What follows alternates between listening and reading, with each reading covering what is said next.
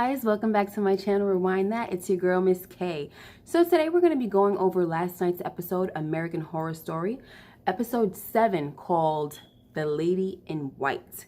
Now typically, well no, I'm not going to say typically. I wasn't actually going to do a review of American Horror Story, only because they started with this whole curse on the campgrounds. And when they did that, they kind of thwarted my whole plans to do the reviews, because it kind of gave me a feel of Murder House. You know how anybody that died in the house, if you saw season 1 of American Horror Story, anybody that died in the house, they, you know, came back to life and stuff like that. Although they were still dead. So it kind of gave me that same kind of feel. So I really didn't want to, you know, I'm going to still watch, but I said, you know, I'm not going to review because I don't know where the heck they're going with this. But you know what? In true American Horror Story form, they keep me on my toes. And that's why I keep coming back for more, because you just never know what you're going to get. And it's always so interesting. So anyway, in last night's episode, we get a little backstory on Benjamin, and we get Donna and Brooke going back to Camp Redwood, where Brooke is seeking vengeance on Margaret, which I'm totally here for. So let's get right into it. Okay guys, so before I get into this episode, I just want to let you know that I'm not going to go through a scene by scene review. Just going to be touching on some major points in the episode, okay? So it may seem to be kind of all over the place. It won't really be all over the place, because it'll kind of be more so of a summary. All right, so like I said, in this episode, we get a little backstory on Benjamin, and we find out that Camp Redwood was actually called Camp Golden Star, okay? Him and his little brother attended this camp while their mother worked there. So it was kind of like a, you know, kind of an arrangement where she was able to have, you know, childcare and work, okay, because she was a widow. But anyway, as we can see, Benjamin still didn't have any friends back then, as he didn't have any friends during his stay at Camp Redwood when he was crushing on Margaret.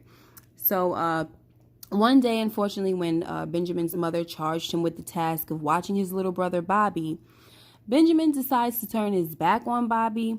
And he tells Bobby, listen, stay right there. But he decides that he wants to go follow the lifeguard who's getting it in with some chick back in the woods. So while Benjamin is watching the lifeguard get it on, he's not watching his brother, who decides to take a dip in the lake after Bobby told him to sit still.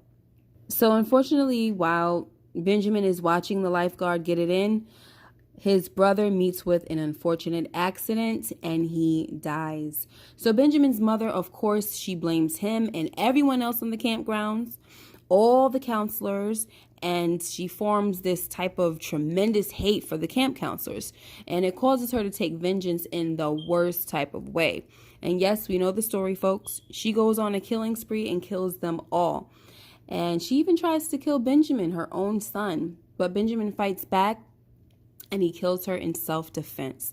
So her hateful and angry blood spills on the campgrounds, and it causes the grounds to be cursed. Now, what we find out here is that Camp Redwood, formerly known as Camp Golden Star, was not the first massacre on that campground. So the first massacre actually happened when Benjamin's mother, the Lady in White, killed all those counselors. Okay, this is something that Benjamin later explains to Montana and the rest of the Dead gang when they tell him that there's a lady in white on the campgrounds who likes to terrorize them. Of course, they tried to kill Benjamin first for killing most of them, but after he explained that he was there to kill Ramirez, the conversation kind of, you know, took another turn. And they started explaining to him how, you know, how it is to be dead and all this stuff. And that's how the conversation of the Lady in White came up.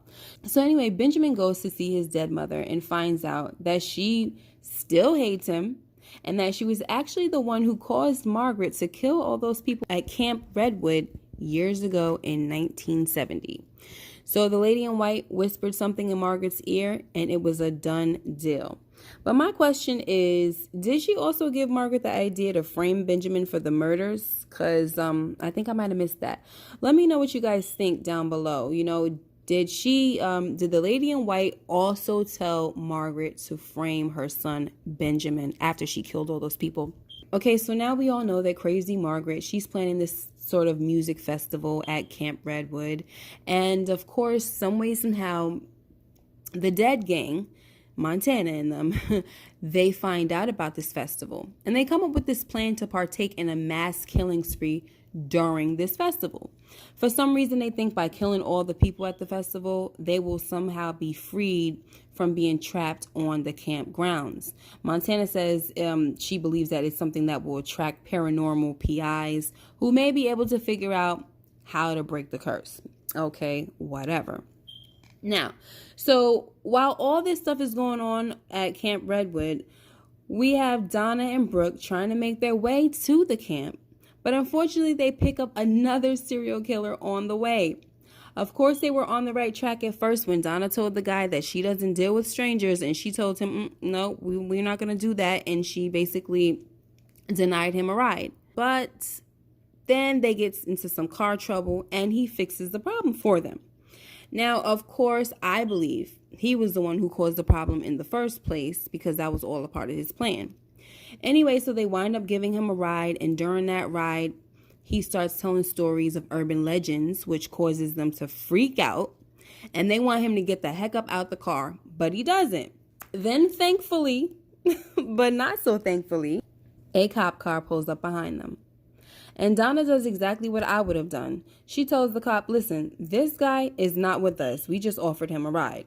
So the officer basically tells them, you guys are giving people rides, strangers rides with all the missing women cases going on around here. So once he says that, the serial killer guy shoots the cop, right? And then Donna puts the pedal to the metal. One thing I could say about Donna is she seemed pretty weird, like in the beginning of the season. And, as time goes by, we got her little backstory. We kind of see the method to her madness. And now she's just trying to make it right. So she's my girl. She's my type of girl. All right. But so we know what happens, right, guys? The serial killer catches up to Donna and Brooke and, he rams them with the cop car. And long story short, his plans backfire and the ladies tie him to a post and Brooke cuts his thumbs off and they leave him there hoping that his serial killing days are over. But I don't think so, guys. I mean, for some reason he might get off that post, but I don't know what he's gonna do without his thumbs. But anyway, I probably should have chopped off some other things too. So before I go on, let me just mention how I love the fact that every season of American Horror Story, there's more than one source of imminent danger. Okay, like when we first started this season, we had Mr. Jingles. That was a danger that we had to be aware of. Then we had the Night Stalker, Richard Ramirez. And then we find out that Margaret with her crazy behind was another imminent danger that we had to be aware of. Okay, so that's that. And then we get the serial killer guy. So another source of imminent danger. They do this every season. If you guys are an avid watcher like me, someone that's dedicated to every season that they have, they do this every season. There's always more than one source of danger. There's always more than one killer. I mean, we had the freaking clown on Freak Show.